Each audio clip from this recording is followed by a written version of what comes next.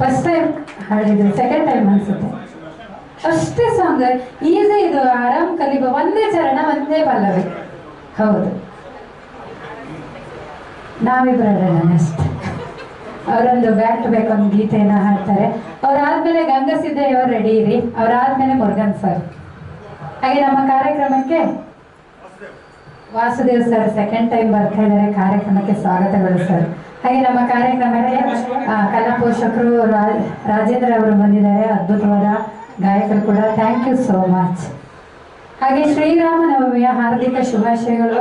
ಸ್ವಲ್ಪ ಹೊತ್ತಲ್ಲಿ ಕೆಲವರು ಬೇಡಿಕೆ ಕೇಳಿದ್ದಾರೆ, ಪಾನಕ ಬೇಕಂತ ಕೇಳಿದ್ದಾರೆ. ಹೆಸರು ಬೇಳೆ ಇದೆ, ಎಲ್ಲ ಬರುತ್ತೆ. ತಿನ್ಬೇಕು, ತೊಂದರೆ ಆಗುದಿಲ್ಲ, ತಿನ್ಬೇಕು, ಒಂದು ಚೂರು ಚೊಲ್ಬಾರ್ದು.